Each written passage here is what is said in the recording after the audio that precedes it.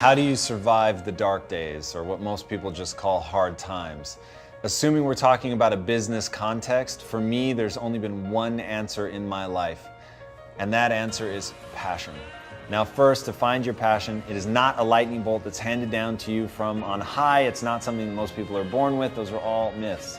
But what happens is, where you have an area of intersecting interests, as you gain mastery, you begin to develop a passion. And that's why people don't normally start out passionate about something. It's something that they liked in the beginning, and the more they got into, the more they got good at it, the more they realized, whoa, I really like this. And then all of a sudden they got really good, and it was a passion. Now, to me, when you mix passion with goals, that's when things really get interesting. When you're trying to do something in business and you've got this end goal that you want to get to, and it lines up perfectly with something that you're passionate about, you're now able to tap into this primal reserve that humans have that honestly, I don't fully understand. And I bet if you crack open somebody's brain, you would be very hard pressed to identify the area of the brain that's actually the part that houses passion. It's probably there, but I'd be very surprised if it was one localized area. I'm guessing it's an amalgamation of a bunch of different things, but it is so interesting because it makes people more resourceful. It gives them more energy. They have the drive to see something through when it gets hard.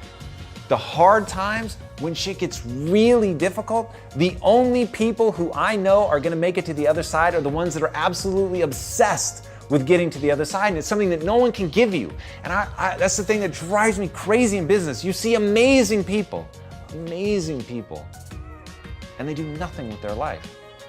And the reason they do nothing with their life is they don't have a passion. They don't have something that they're so obsessed about that they are going to get to the other side. They are going to blast through any obstacle that comes in their way. They will fucking grab their teammates and drag them across the finish line if that's what it takes. But there is an obsession, and it's in their belly, and it burns, and they've got to see it through. They can't sleep sometimes because they're so amped up about making it happen. For whatever reason, they've fallen in love so much with something, some goal, some skill, something that they're trying to learn about, accomplish.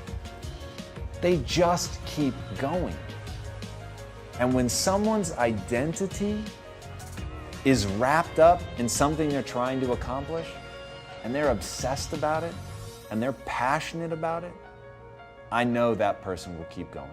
And that's like the holy grail. For anybody who's an employer, that's the holy grail.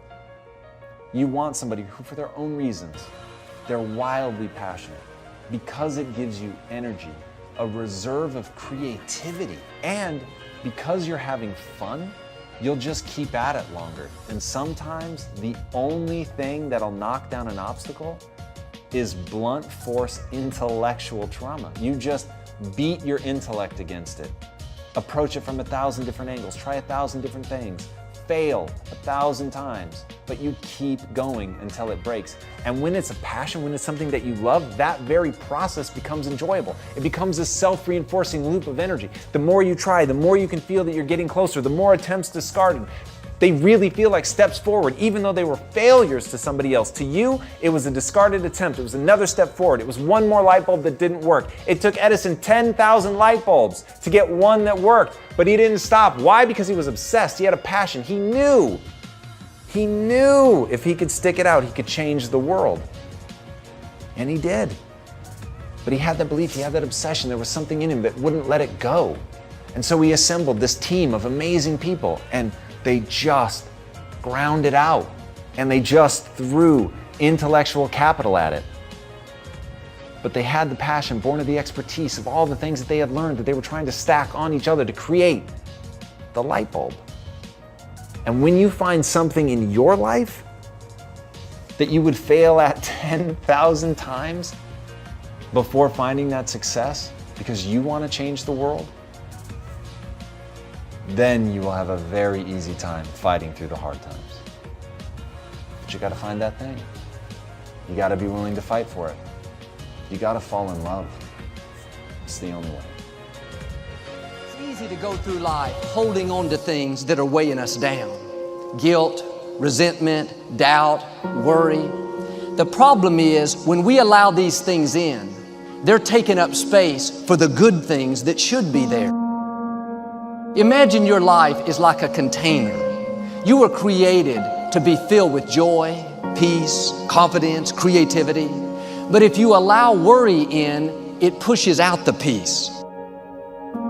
There's not space for both. You can't go above 100%. You have a limited amount of room. If you allow guilt to take up space, that's space that you don't have for the confidence you need. Some people don't enjoy their lives is because their container, their heart is contaminated with so many things.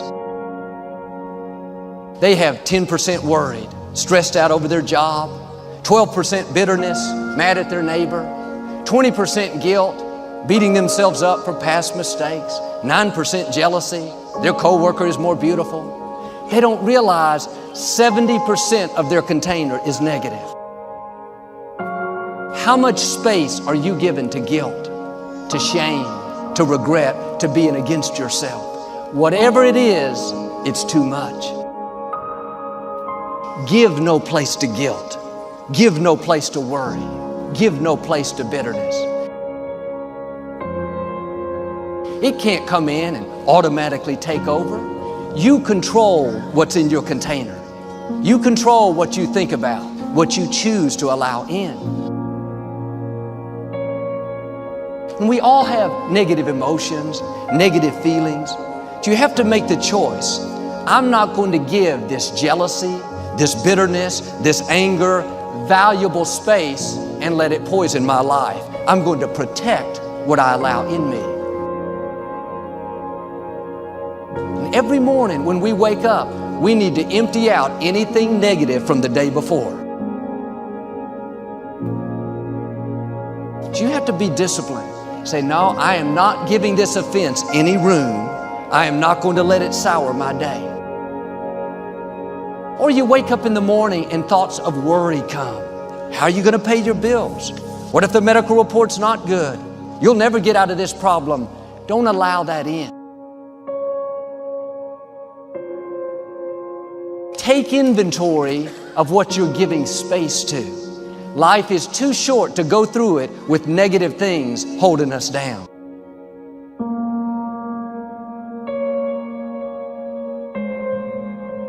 Worry will make you weak. Living stressed out will make you old, give you wrinkles, take your passion.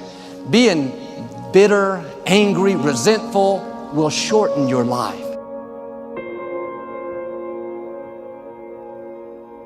Get in a habit of emptying out the offenses, empty out the worry. You make a mistake, empty out the guilt. You didn't do your best, empty out the regret. Do better next time.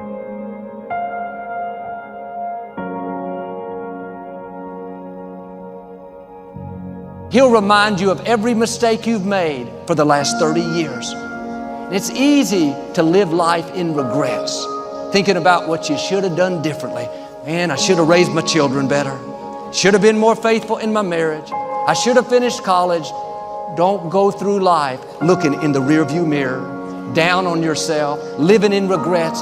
You can't do anything about the past, but you can do something about right now. Being against yourself doesn't help you do better. It pushes you down. Why don't you forgive yourself? Why don't you empty out the guilt? Why don't you turn off the accusing voices?